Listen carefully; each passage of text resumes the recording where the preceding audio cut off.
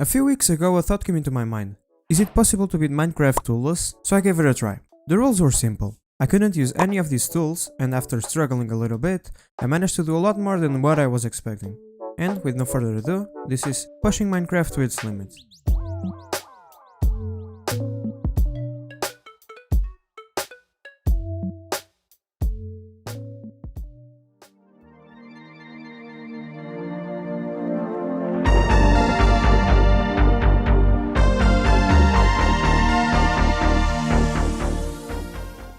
So, I spawned between a desert and savanna biome, which had a village nearby, so then I was able to collect wheat from the village, which I used to craft myself some bread. Then, I left the village and headed over to the desert, hoping to find a temple. Temples always spawn with 9 TNTs below them, and those were the reasons I wanted to find one. Not long after, I found another village, but this time, with a blacksmith. A blacksmith always has a chest with mostly good loot in it, and some of the loot I was interested in was the obsidian, since it's impossible to build a nether portal in any other way other than just collecting all the obsidian from the chest and placing it.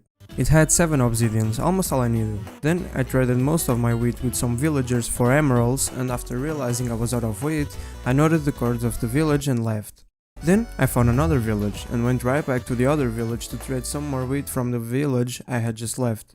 After that, I decided it was time to go to the Nether, so I left the village again to look around for a ruined portal or another village with a blacksmith. On that journey, I found a map whose buried treasure had a single TNT. You know, it's not 9 like temples have, but at least I have some.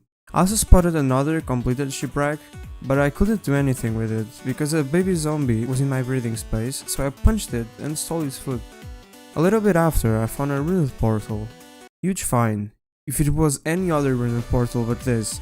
The chest had only stuff I was forbidden to use, and the portal wasn't even completable. What a shame. After doing my swimming lesson, I saw a completed shipwreck with a big ruined portal in the middle. It almost blocked my entrance to the boat, but at least I had another map. Right next to the second buried treasure was another village with more wheat for me to take. And wait, is that a portal? Yes, why am I asking? The portal was completable, but there was an unlucky situation I didn't prepare myself for. Lighting the portal. The only possible ways I see to light the portal is either building the portal next to a lava source and using wood to light it on fire, or using a fire charge and light it manually. The portal I was in didn't have any lava source, so I had to find a fire charge, and the only chests fire charges spawn in are the ones from ruined portals. And I didn't look around for the chest from the portal I was at. I don't really know why, but I hope it didn't have any. After a long while, I found a temple. I was able to spot it from the mountains I was in. It didn't have anything useful but TNTs, but I took it anyway. While looking for a fire charge, I found another village, and another one, and another one.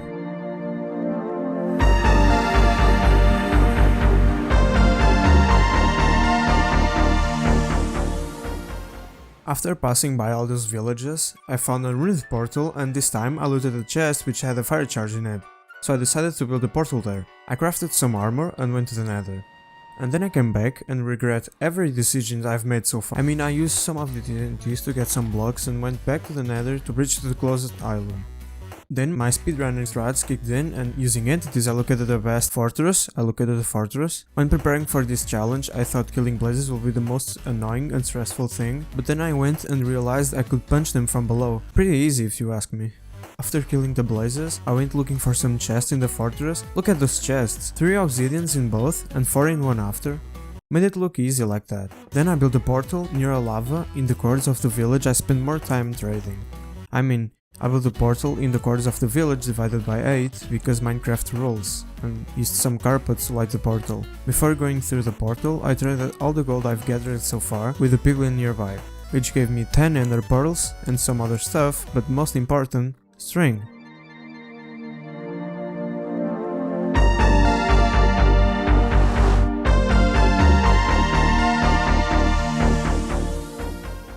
The portal generated right where I wanted, and so I traded all my wheat with the farmers for emeralds and almost all my emeralds for ender pearls, which left me with 31 ender pearls. Another thing I did before looking for the stronghold was crafting iron armor as well as a diamond helmet, cause I could.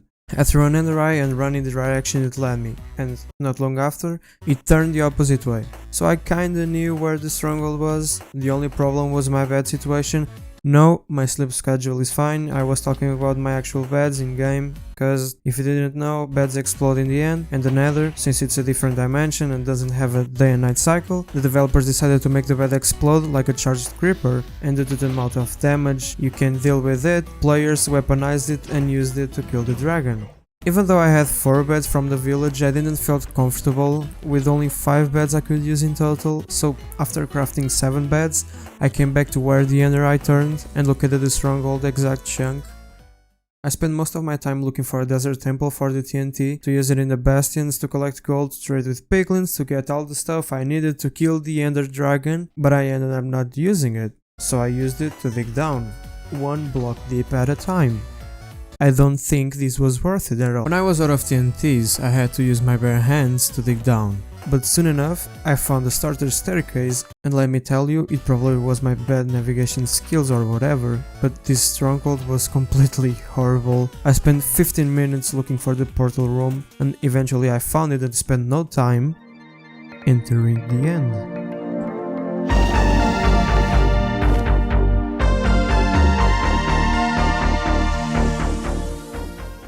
For someone who was worried about not having enough beds to kill the dragon, I don't think jumping through the portal before placing a respawn bed in the overworld was the best idea I've ever had. And that was the first thing that came into my mind seconds after I got in the end. With no worries, I prepared my platform, I went to the side with the smallest towers, waiting for the dragon to approach, and again, if you don't know what an approach is, it's when the dragon goes to the middle of the island and starts spinning until it touches the portal. The approach is when the beds strike. That's when I need to go to the middle and explode the beds on the platform I made before going to the towers. When the dragon approached, the only things I could think of were, it's over, I did it, and stuff like that. But then, pressure got into me and I completely threw it, leaving me with only 5 beds. The 5 beds I had before. That was it. The last try I'll get. If, for some reason, I fail this time, I'll spend another hour and a half to get to this point. With no hesitation, I did what I had to do.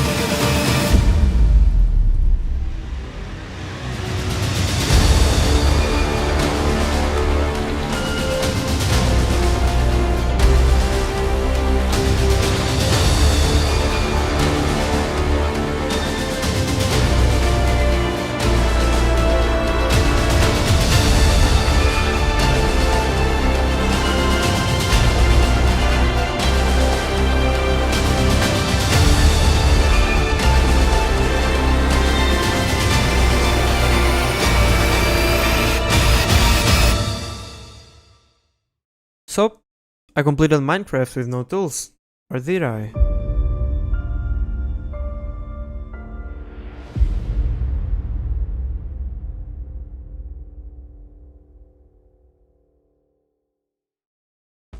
I think I need to explain something that happened before I say anything.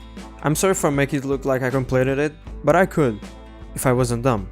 Everything I showed in the video is legit. Every step I took throughout the run is totally real and toolless, as it's supposed to be. The problem was at the stronghold. I did this.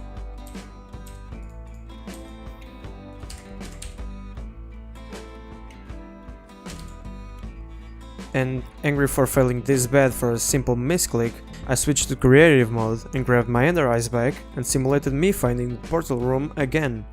But after I did so, I replaced the block in the middle of the portal with lava, using a lava bucket. Is this challenge possible? Yes, absolutely, but I wasn't able to do it today, sadly. I'm so mad that I dropped all my hard work in the lava, but anyway, thanks for watching this video until the end. I plan on doing more videos like this one and improving my editing and speaking abilities while doing so, and I really appreciate if you would like this video. See you next time.